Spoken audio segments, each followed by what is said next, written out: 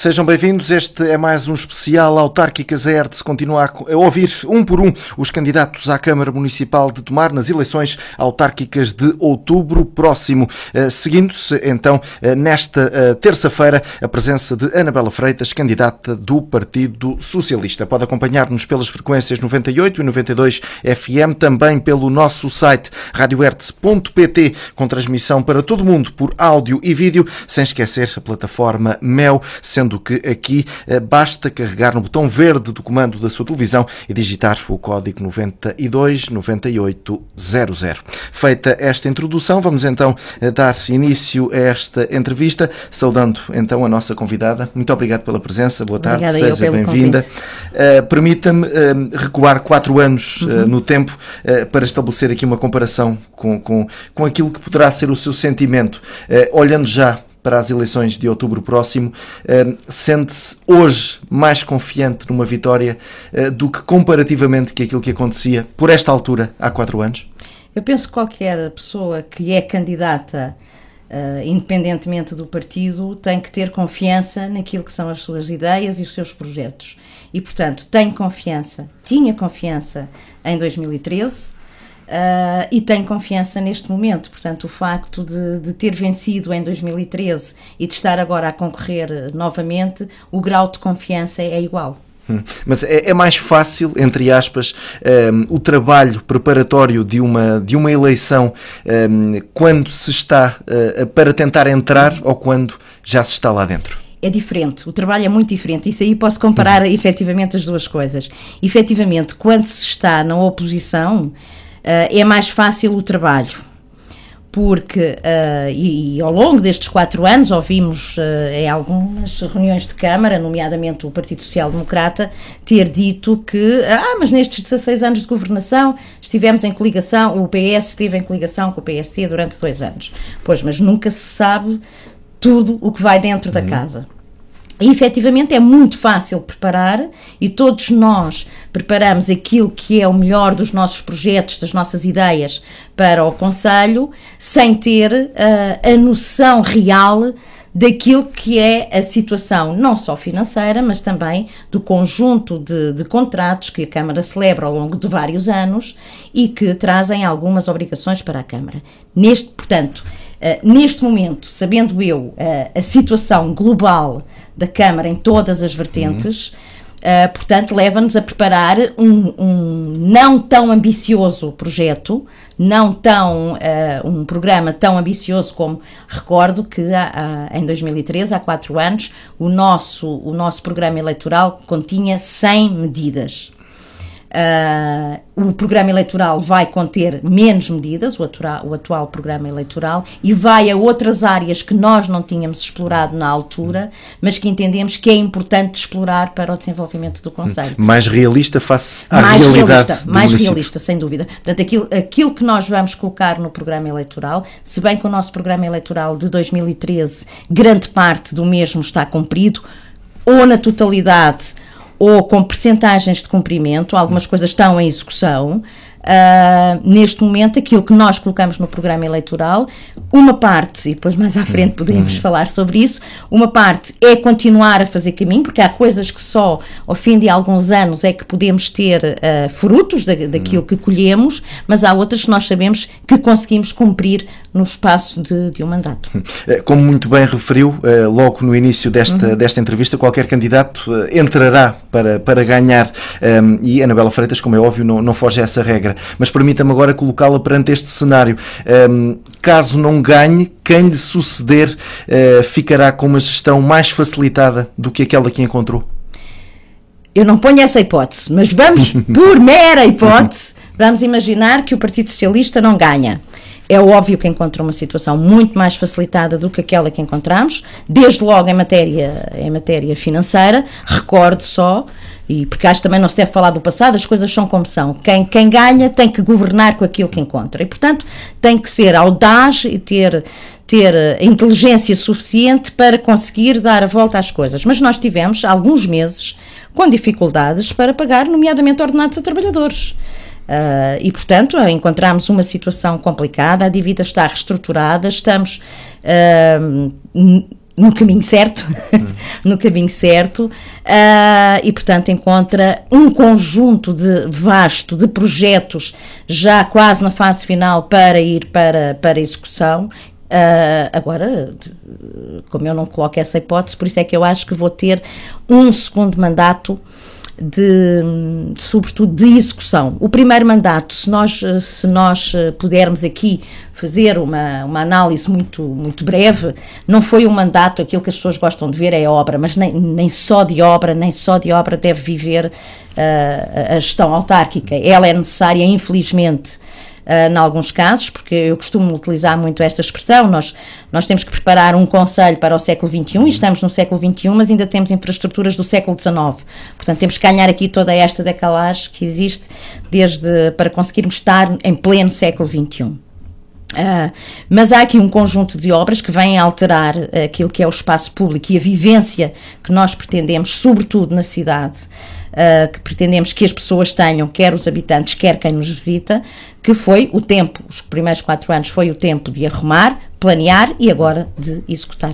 Eu pegava nesse ponto de referência que avançou essas dificuldades em alguns meses de pagar os próprios salários aos trabalhadores. É um cenário que, perante então aquilo que foi feito, não se deverá colocar nos próximos tempos? Não, de maneira nenhuma. Aliás, devo-lhe dizer, é público aquilo que são o financiamento que vamos ter no âmbito do Plano Estratégico de Desenvolvimento Urbano, portanto que já está contratualizado com a CCDR Centro. Não é nossa intenção neste momento, se bem que não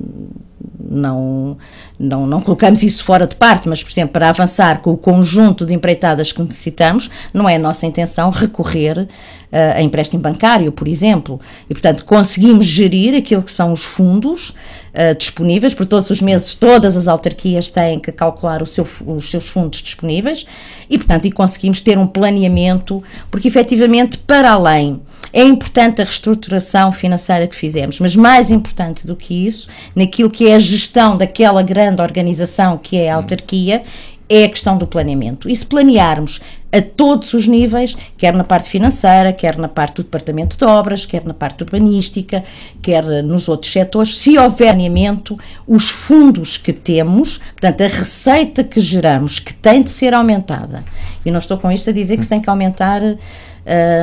tem que se aumentar taxas de maneira nenhuma, mas tem que se aumentar é a nossa capacidade e a nossa eficácia de gerar receita.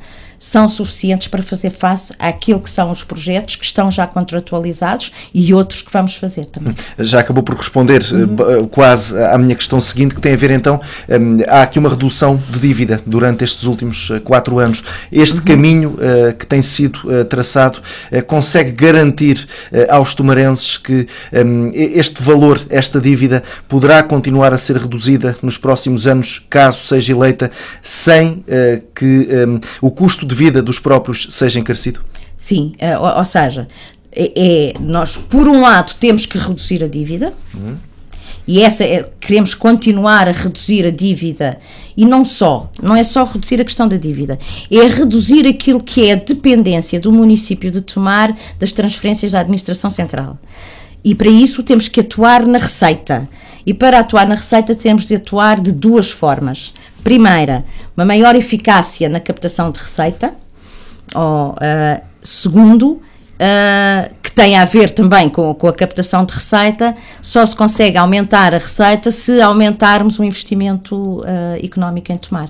Quanto mais empresas se instalarem em Tomar, recordo que Tomar tem a isenção da derrama para empresas que têm um volume de faturação até 150 mil euros anuais, que é para manter, é um incentivo que nós entendemos que é um incentivo a quem se instala pela primeira vez, mas aquilo que pretendemos é que as empresas que se instalem tenham um volume de faturação superior aos 150 mil euros e, portanto, a captação de investimento, e aqui não vamos dizer que é investimento só no setor secundário ou no setor primário ou no setor terciário, tem de ser em todos os setores, sendo que aquela que é a nossa grande vocação é efetivamente o setor terciário. E, portanto, temos condições, temos património para que possamos, sobretudo, apostar no setor terciário, sem descurar aquele que é o setor secundário também, que é importante. Muito bem, e como é óbvio, o objetivo desta entrevista é ficar a perceber quais os projetos, quais as ideias que a sua candidatura tem para os próximos 4 anos. Permita-me aqui só colocar 2 ou 3 questões do foro meramente político, por assim dizer. E a primeira das quais é esta. Quando soube que os independentes queriam apoiar a sua candidatura, aceitou esse apoio desde logo ou analisou prós e contras? Oh, Feliciana, eu acho que os apoios não se negam. Aliás, os independentes durante algum tempo, e penso que até há relativamente pouco tempo, já depois do apoio ter sido tornado público, disseram que aquele que foi o programa eleitoral com que concorreram há 4 anos atrás estava praticamente cumprido. Se nós analisarmos aquilo que foi o percurso dos independentes, o porquê, o surgimento dos independentes, e aquilo que é o percurso do Partido Socialista, as coisas tocam-se naquilo que são ideias e projetos, há muitas coisas em comum.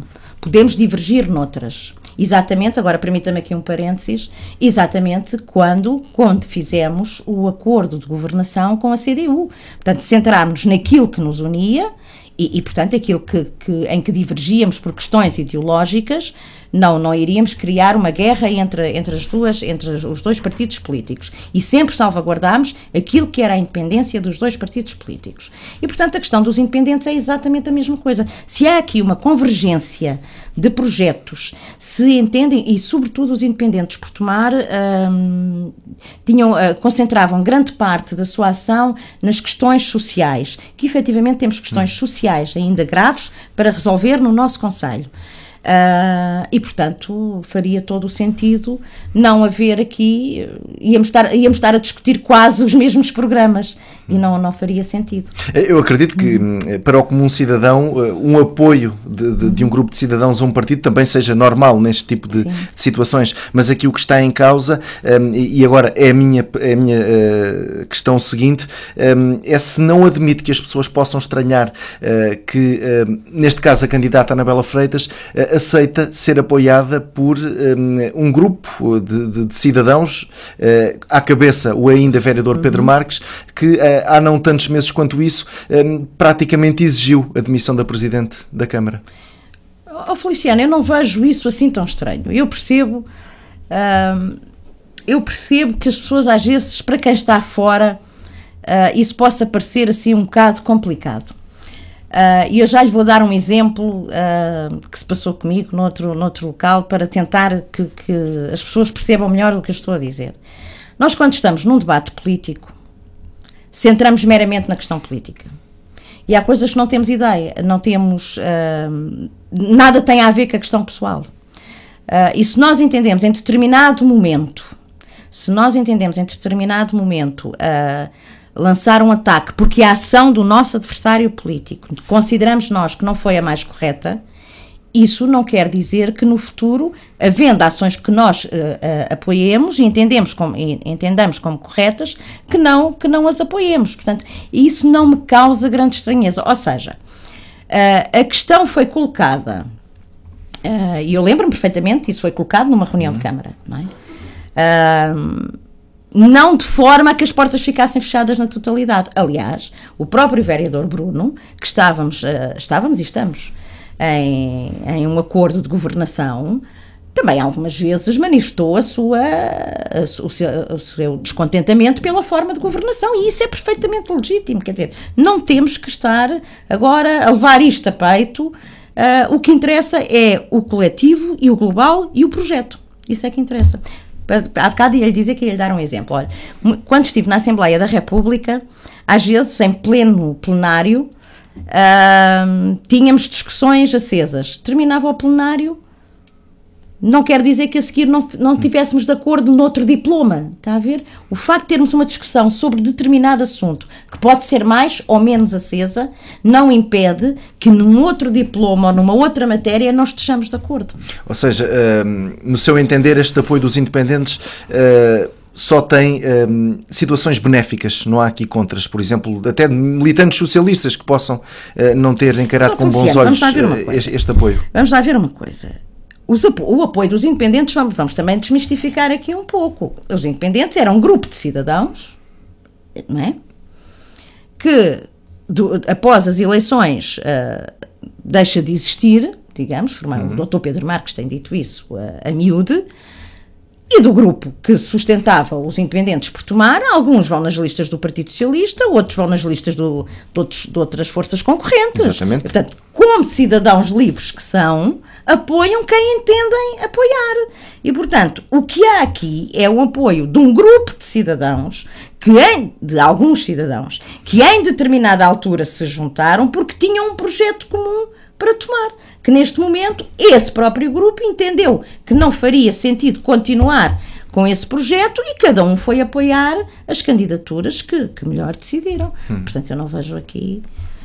mas isto é como nós somos uma cidade pequena, somos um concelho pequeno, é natural que as pessoas, ou porque não gostam de A, ou porque não gostam de B, ou porque... Mas isso... Nós temos que pensar mais à frente do que isso. Portanto, temos que pensar nos projetos, naquilo que queremos para o concelho. Avancemos. A candidatura do PSD, entretanto, mudou de rosto mais visível, lamentavelmente, porque está em causa a saúde de uma pessoa, neste caso do anterior candidato. Esta mudança é benéfica em termos de resultado para aquilo que o Partido Socialista possa alcançar? Feliciano, primeiro, a questão que leva à mudança é uma questão que eu nem sequer vou comentar publicamente, porque eu acho que ela é do foro tão íntimo de cada Estamos de acordo, exatamente. Que eu acho que as coisas devem de ficar no seio de cada um. Pronto. Qualquer candidatura, independentemente do rosto, porque o rosto pode... O que é que o rosto ajuda? Ajuda a gerar empatia. Ou gera-se mais empatia ou menos empatia. Mas o que está verdadeiramente em causa é um projeto, que é aquilo que os tomarenses vão votar no dia 1 de outubro é: eu quero que Tomar, que o meu concelho vá por este caminho, ou quero que vá por aquele caminho. As pessoas devem de votar em projetos, aquilo que querem para o seu concelho. O rosto pode ajudar a vender ou não o projeto, mas essencialmente deve ser naquilo que as pessoas querem para o seu concelho. Para fechar esta parte política, pergunto-lhe, a esta distância, outro eventual acordo com a CDU poderá ser realizável no futuro? A CDU continua a ser uma porta aberta? Isto terá que colocar à CDU. É assim, Feliciano, vamos ver os resultados eleitorais. Há coisas que na CDU continuamos, com a CDU continuamos a partilhar. Há outras que não continuamos a partilhar. E se nós mais à frente vamos falar de alguns projetos e de algumas formas de gestão que pretendemos para a autarquia, aí certamente vamos ter algumas divergências.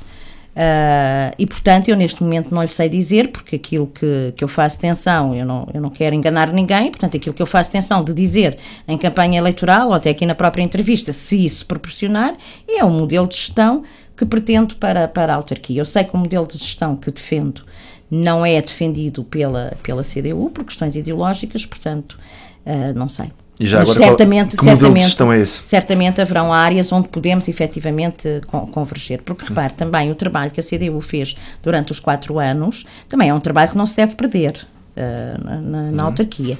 E se for a bem de Tomar, eu acho que sim, que todos devem de colaborar. Há aqui algumas matérias, algumas áreas que eu entendo, nomeada, e vou-lhe dizer já uma delas, que ainda há pouco por acaso estivemos a falar nela, que é a recolha de resíduos sólidos. Eu entendo que a recolha de resíduos sólidos tem que ser colocada em outsourcing. E, portanto, eu defendo claramente, diretamente, abertamente o outsourcing. Os caminhões da autarquia são velhos. Apesar de termos admitido pessoas, elas também fazem falta noutros lados. São pessoas também já com uma idade avançada. Os circuitos têm que ser todos repensados, de forma a serem otimizados, e portanto eu defendo, esta é uma matéria que nos divide claramente, eu defendo que a questão da recolha de resíduos sólidos deve ser colocada em outsourcing. Eu agora perguntava-lhe o seguinte, tendo em conta aquilo que já nos disse, que estes 4 anos serviram basicamente, entre aspas, para arrumar a casa, caso seja eleito. E agora, falando então daquilo que pretende cumprir, quais é que serão as grandes linhas mestras desse seu eventual mandato? Então é assim, portanto, nós baseamos em quatro grandes áreas. Primeiro, aquela que chamamos de desenvolvimento económico. E aqui no desenvolvimento económico, cada uma das grandes áreas tem depois ramificações. Não é? Portanto, não podemos negar que há aqui um conjunto de projetos que vamos executar. E na questão da zona do desenvolvimento económico, desde logo a candidatura que foi aprovada, finalmente, ao fim de quase ano e meio de termos submetido de toda a requalificação do parque empresarial, e portanto aquele parque empresarial, e também permita-me aqui dar uma breve nota, o conjunto de empresas, o número de empresas que têm pedido para se vir instalar no parque empresarial de Tomar tem aumentado imenso. Certo é que muitas das empresas que estão a pedir para se vir a instalar estão a candidatar-se a fundos comunitários ou à ICEP. Há algum número aproximado ao nível de percentagem, comparativamente se calhar com aquilo que acontecia há 4 anos, quando pegaram na autarquia, desse número? Não, Feliciano, ainda não temos esse número fixado. Agora posso lhe dizer que, por exemplo, estão neste momento 3 candidaturas submetidas, quer ao ICEP, quer de 3 empresas que se querem instalar em Tomar, quer ao ICEP, quer ao Portugal 2020, que na sua totalidade, se as candidaturas forem aprovadas, porque também foi uma condição que as empresas logo nos puseram, vai criar perto de 200 postos de trabalho no setor secundário, na zona industrial. Mas para além de apostarmos nessa questão do desenvolvimento económico, com a requalificação do parque empresarial, não sei se se recordam, na proposta de PDM está também criada uma zona de expansão económica na zona de Val dos Ovos, junto ao nó do IC9 e à linha do Norte. E, portanto, nós vamos também fazer um loteamento daquela zona para tornar aquela zona também apetecível. Porque, neste momento, o número de lotes que temos disponíveis na zona, no parque empresarial existente, já começa a ser manifestamente pouco para aquilo que nos estão a pedir. Esta é uma dimensão. Outra dimensão, ainda no desenvolvimento económico, é aproveitar, é aquilo que nós chamamos as redes internacionais. E cada vez mais Tomar tem de estar não só nas redes nacionais, mas também nas redes internacionais. Tomar, entendo eu, que durante muitos anos viveu orgulhosamente sós, eu costumo utilizar muito esta expressão. E, portanto, só trabalhando em parceria, só nos incluindo nas redes internacionais, sobretudo internacionais, e nós temos uma diáspora imensa por todo o mundo, conseguimos, e aí fazendo, através de quê? De uma primeira coisa, daquilo que é o nosso património, cultura e património. Daí, Tomar ter aderido como observador a um projeto da OCDE, no sentido, é um projeto que tem a ver com o desenvolvimento local, aproveitando a cultura, o património e os museus. E, portanto, entramos aqui em mais uma rede. A rede que estamos também na questão da rede de judiarias. E todas estas redes que podem ter, na sua essência, a questão cultural, levam-nos também à captação de investidores para Tomar. E, portanto, eu sei que poderão dizer que temos que ter uma atitude mais proativa, mas nós já temos estado a fazer isso. E não se esqueçam, cada vez que nós falamos nisto, introduzimos em redes e que falamos de Tomar, há aqui uma coisa que eu considero que é um investimento e não um custo, que é publicitar Tomar. Vender, como eu costumo dizer, entre aspas, aquilo que é Tomar. Pronto. E o desenvolvimento económico, grosso modo, vai por aí. Não podemos deixar de falar também, porque quando captamos uma empresa, ou quando tentamos captar uma empresa, eles querem saber que infraestruturas é que existem em Tomar, as escolas, os hospitais, as vias de comunicação, e, portanto, vamos ter que continuar a investir em infraestruturas em Tomar. Como é que é a vivência em Tomar? E aqui leva-nos à outra questão, porque tudo está ligado à sustentabilidade, com a requalificação urbana. Leva-nos àquilo que nós pretendemos. Esta é a visão, digamos, da requalificação dos nossos espaços públicos mais emblemáticos. Comecemos pela Avenida Nuno Álvares,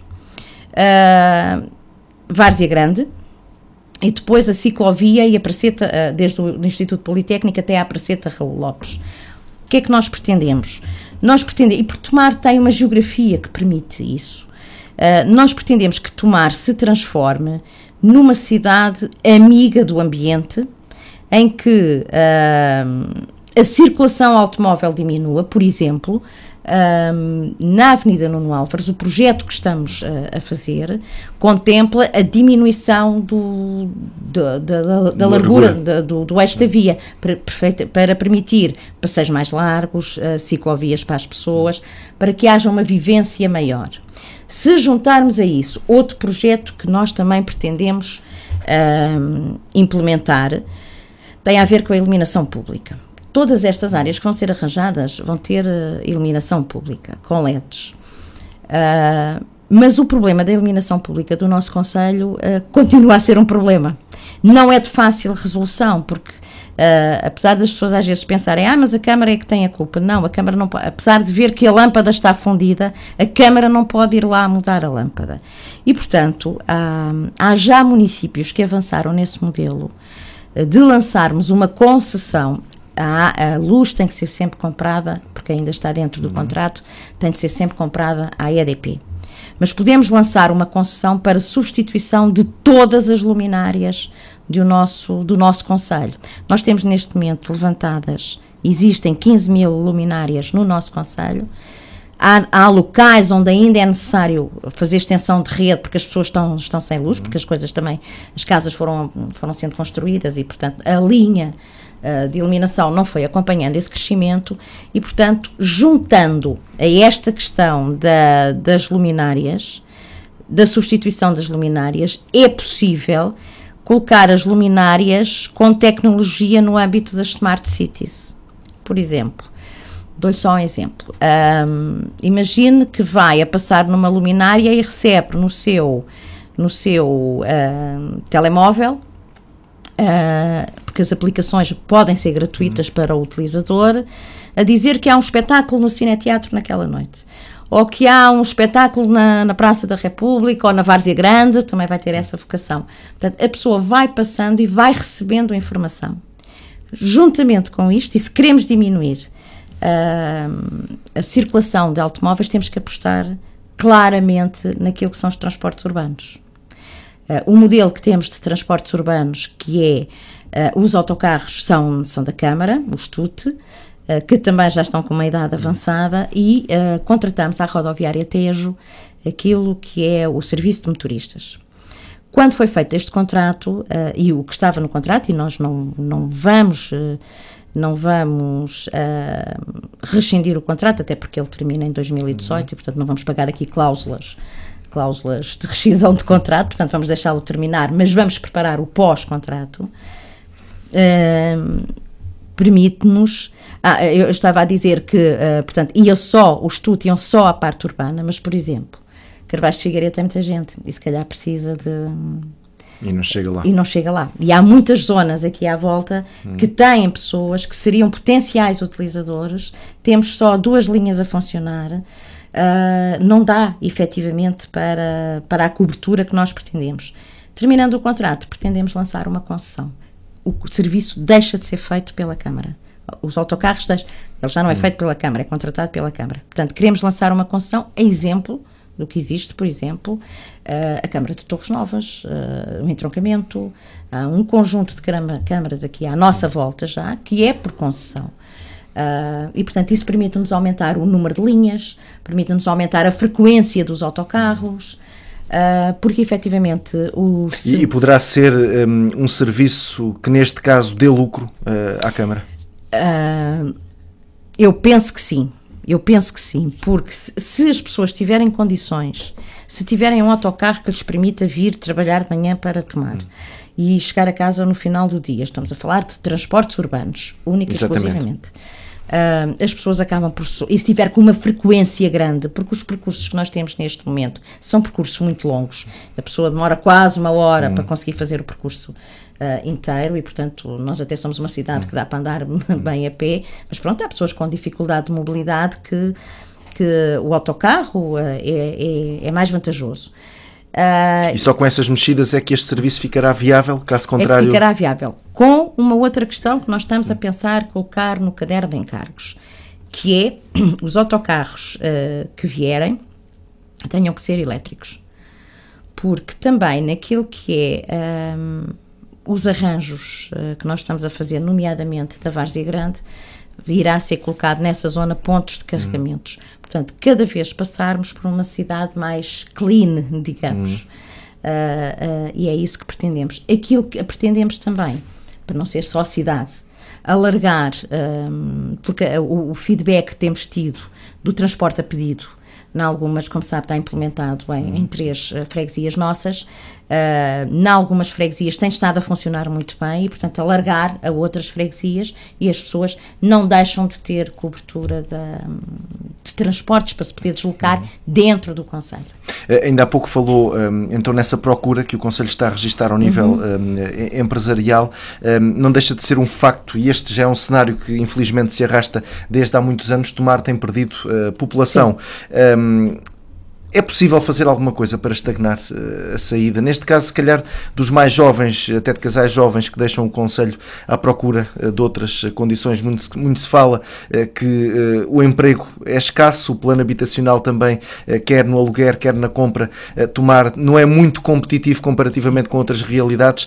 É mesmo possível, para qualquer que seja o eleito, mas neste caso importa, que estamos a falar da candidatura do Partido Socialista, será possível, a curto, médio prazo, estagnar esta saída de pessoas e aqui inverter esta política de preços em que Tomar está mergulhado, o concelho, entenda-se, desde há muitos anos esta parte? Vamos por partes.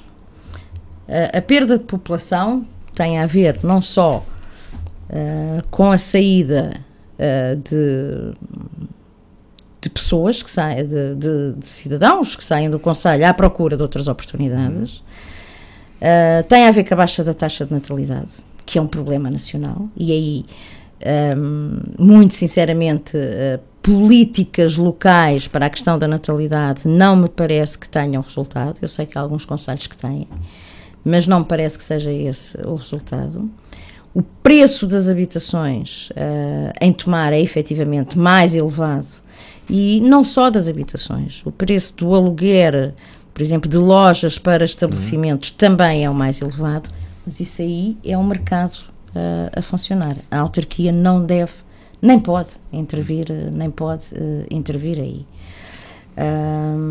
Portanto, também é verdade que, pelos dados que tenho, pelas informações que tenho, também vieram muitos casais novos para Tomar. A perda de população é evidente, aliás, os números foram publicados há relativamente pouco tempo.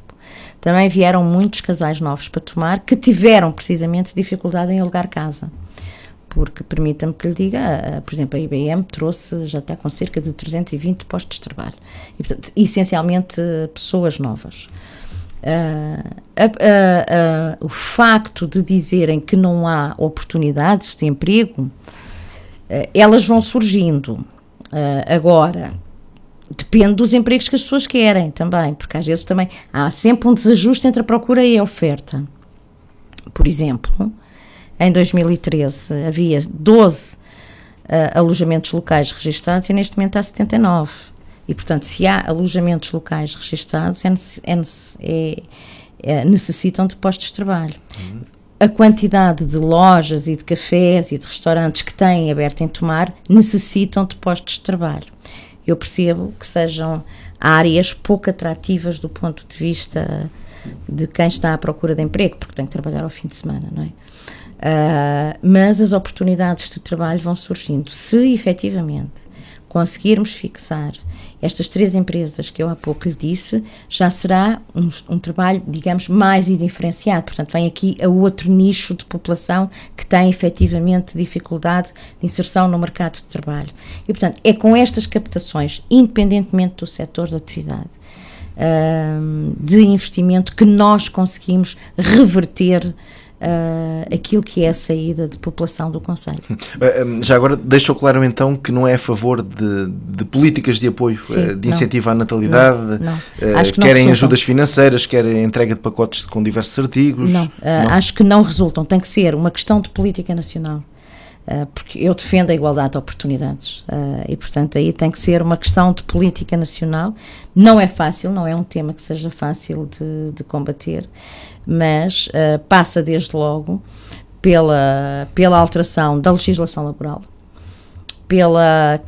muito já se tem feito, porque a conciliação entre a vida profissional e a vida pessoal, aliás, que foi na Cimeira de Lisboa que ela foi aprovada, a legislação portuguesa já está muito à frente, mas o que é certo é que depois na prática, em muitas coisas, em muitas áreas nós temos legislação vanguardista até, o problema é depois na prática. Eu entendo que a questão de combate à baixa taxa de natalidade que nós temos, que é um problema de todo o mundo ocidental, não se combate só com políticas locais, não são esse tipo de políticas locais. As políticas locais, não só para a natalidade,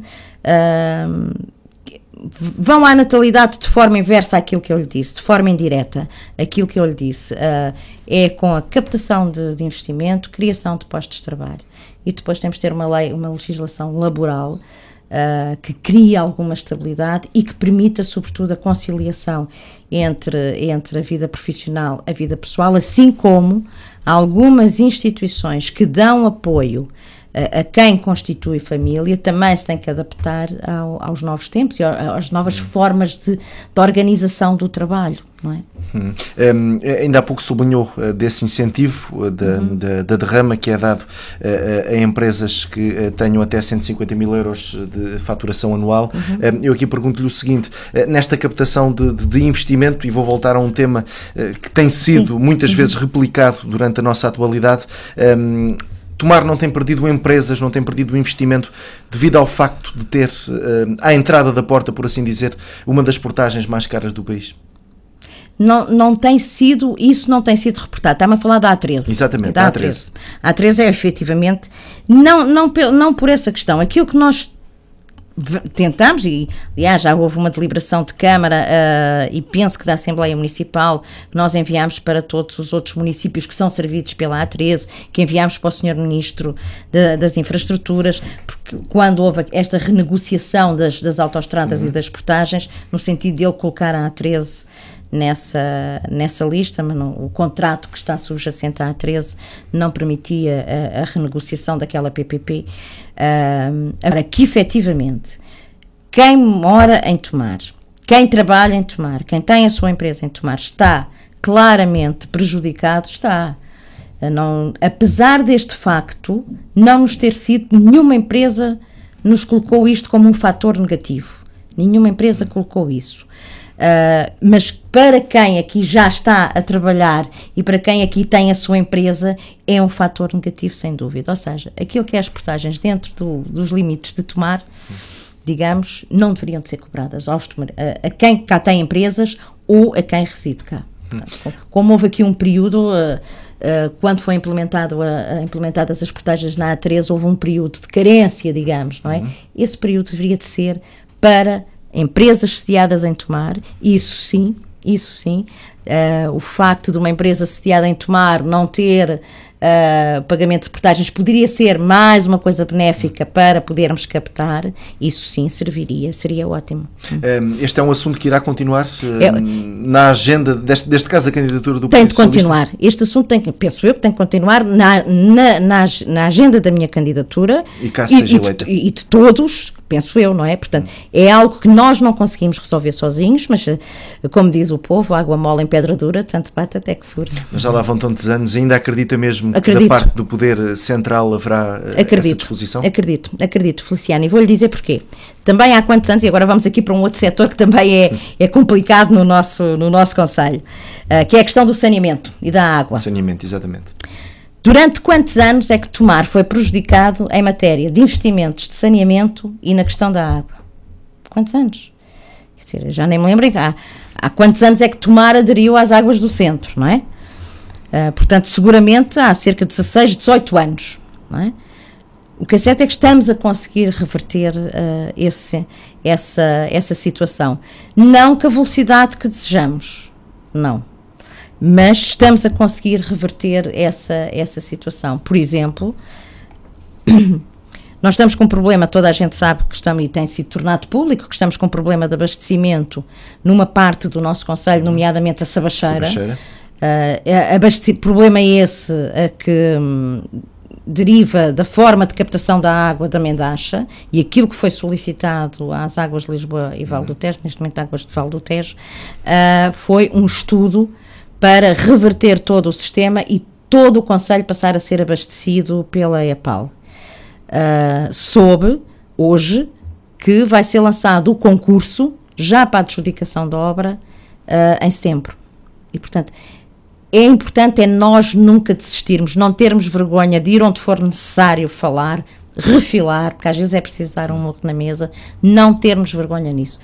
Volto a dizer, a água mole em pedra dura, tanto bate até que fura.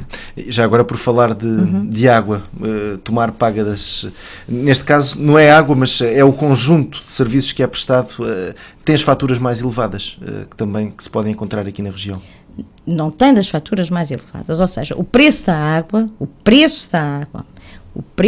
que nós vendemos ao cliente, portanto a todos nós, a si e a mim, não é dos preços mais elevados, o problema são as taxas. Pois lá está, era o que eu dizia, o conjunto de serviços. O problema são as taxas, e ainda por cima foi publicado uma alteração, um decreto-lei agora a 3 de maio, com efeitos a partir de junho, que vai aumentar mais uma taxa, que é a TRH, taxa de recursos hídricos, que é uma taxa que nós pagamos, que os tomares têm que entregar diretamente à EPAL, e a EPAL tem que entregar ao Estado. Todos nós servimos de meios de correio, de caixa de correio para este. É um imposto encapotado, é óbvio que é um imposto encapotado. Agora, as taxas, os tomares são regidos por uma entidade reguladora. E cada vez que nos aumentam as taxas e o preço da água está já tabulado até 2020 em decreto-lei, portanto a gente já sabe todos os anos a quanto é que vamos comprar o preço da água, e nós não temos estado a fazer refletir o aumento do preço da água, da compra do preço da água ao consumidor final. Agora, eu acho que é possível, com um investimento grande, e que estamos a tentar junto do POCUR, porque o POCUR não abriu ainda linhas de financiamento para isto, nós temos que remodelar o sistema da água em algumas pontos do nosso concelho para que ele seja mais eficaz, porque ele tem muitas perdas de água, e temos, obviamente, e isso está a ser feito com a EPAL, aumentar a taxa de cobertura de saneamento, porque repara uma coisa, na prática, nem todos os tomarenses têm a taxa a refletir-se, não é? Porque quem não tem saneamento não paga a taxa de saneamento. Todos os outros têm que pagar para aqueles que não pagam, não é? Portanto, quanto maior for a taxa de cobertura de saneamento do nosso concelho, menor é, exatamente. Faz sentido, e já houve críticas nessa situação, faz sentido que alguma candidatura, que algum outro concorrente à Câmara Municipal aproveite então estes preços que os tomarenses são obrigados a pagar e refira que a culpa é da Câmara Municipal? Cada um dirá o que lhe entender, depois ouvirá a resposta. Só lhe posso responder assim, não é? Anabela Freitas, passemos para outro assunto que também já tem marcado, irá marcar não só este percurso eleitoral, também já marcou o anterior e muitos outros atrás, que tem a ver com a situação do flecheiro. Tem aqui havido situações em que as famílias são efetivamente colocadas noutros locais, e agora faço-lhe a pergunta muito diretamente por cada família que sai do flecheiro, e vou chamar-lhe barraca, porque é efetivamente aquilo que está em causa, não vou chamar casa. Cada família que sai do flecheiro, a barraca sai mesmo também de lá, é deitada abaixo? A barraca é deitada abaixo, aliás, ainda a semana passada deitámos 2 barracas abaixo. E, portanto, se durante muitos anos não houve saídas do flecheiro, neste momento têm estado a existir saídas do flecheiro, acompanhadas de barracas deitadas abaixo. Se me perguntar assim, acha que o ritmo está a ser gostava que fosse mais rápido? Gostava que fosse mais rápido, mas também deixe-me lhe dizer uma coisa,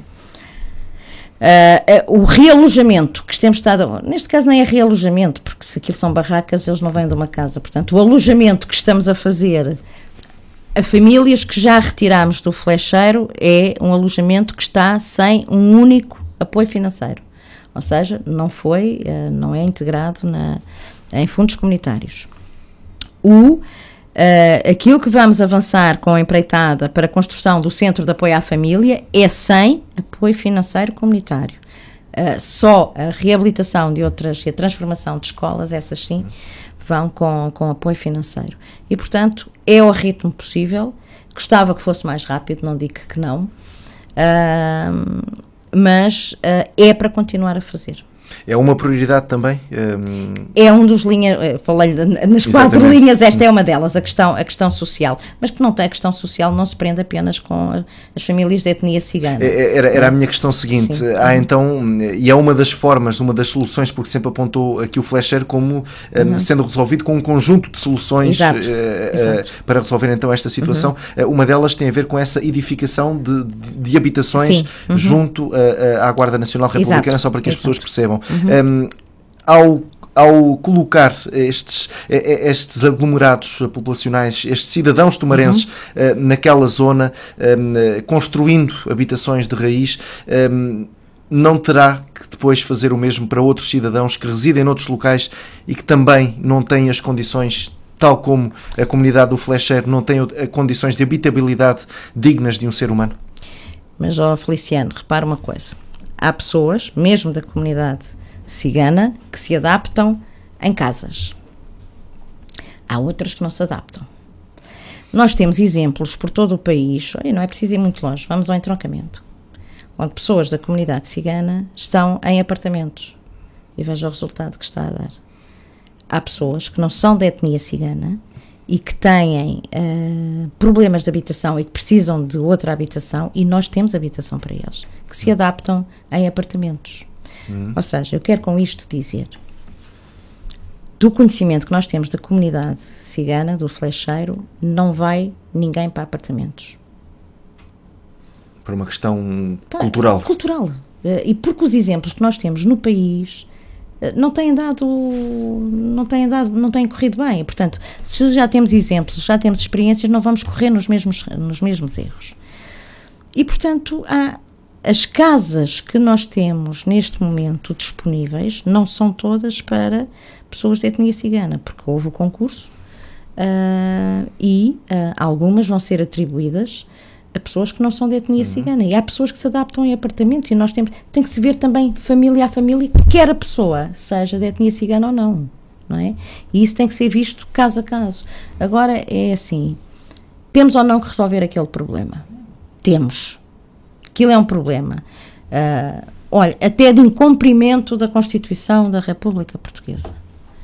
Aquele problema para resolver. Eu tenho este conjunto de soluções, a solução é sempre um conjunto de soluções que temos que implementar, de ações que temos que implementar. Ainda não vi ninguém dizer como é que se resolve. Ninguém dizer, olha, mas eu tenho outro projeto. Ótimo, se houver alguém que tem... Vamos debater, eu acho que sim, porque ninguém é detentor da verdade, não é? O que é certo é que nós temos aquele projeto, iniciámos o projeto há 4 anos, durante muitos anos não foi retirada nenhuma família, e para além de não ter sido retirada nenhuma família, durante aquele tempo todo, foi-se permitindo a chegada de mais famílias. De há 4 anos para cá, não se permitiu a chegada de mais nenhuma família e foi-se retirando e demolindo as habitações. E, portanto, nós estamos a falar de pessoas e, portanto, o processo não é tão rápido quanto nós gostaríamos, porque também as pessoas têm o seu tempo, repara, há pessoas que estão ali há mais de 40 anos e estão no centro da cidade. Para que fique claro, porque nestas coisas claro, há sempre muitas dúvidas, estas habitações construídas de raiz vão ter então ali os seus respectivos residentes, mas pessoas com direitos e deveres, ou seja, vão pagar uma renda. Aliás, as regras vão ser muito apertadas, exatamente como são nos outros locais. Portanto, vão pagar uma renda. Vai haver problemas para quem, se o agregado familiar tiver problemas com as autoridades, que pode até levar, em última instância, à expulsão do concelho. Portanto, as regras vão ser apertadas, porque efetivamente, se há aqui um esforço de dinheiros públicos para a construção de uma habitação condigna que merecem, também tem que haver uma retribuição da outra parte. Muito bem, já estamos na reta final e como temos feito com todos os candidatos, agora não o condiciono com qualquer questão, algo que tenha ficado por dizer, alguma mensagem que queira transmitir aos tomarenses que a ouvem? Bem, a mensagem, quer dizer, muito ficou por dizer, porque eu acabei por não falar quase nada do programa eleitoral, não é? Mas vamos ter outras oportunidades. Vamos ter outras oportunidades. A mensagem que eu gostaria de deixar era a seguinte: eu entendo que votar, para além de um direito, é um dever. Eu não estou a dizer para votarem em mim, mas acho que dia 1 de outubro todas as pessoas deveriam de ir votar. E agora permita-me aqui, não é aqui apelar, porque eu não gosto disso de apelar à minha condição de mulher. Eu meto-me alguma confusão quando as mulheres não votam. Porquê? Porque durante muitos anos as mulheres não podiam votar, e quer dizer, alguém que não eu, porque felizmente já apanhei, apesar de ter nascido antes do 25 de Abril, já apanhei a democracia, mas alguém teve que lutar para que nós hoje pudéssemos ir votar livremente. E eu acho que devemos honrar a memória de quem lutou por esse direito que temos hoje em dia, que eu volto a dizer, considero um dever. Nem que seja votar em branco, mas pelo menos dissemos aquilo que queríamos para o nosso concelho. E obviamente convido todos os tomarenses, hoje não houve oportunidade disso, mas outras oportunidades haverão, de conhecerem, debaterem o nosso programa eleitoral e, portanto, outras oportunidades teremos para partilhar com todos aquilo que são as ideias para o nosso concelho. Muito bem, agradeço imenso a sua presença, muito obrigado pela presença, então, pela disponibilidade para estar mais uma vez connosco. Fica assim feita mais uma entrevista a um dos candidatos à Câmara Municipal de Tomar, neste caso a Anabela Freitas, ela que é candidata pelo Partido Socialista.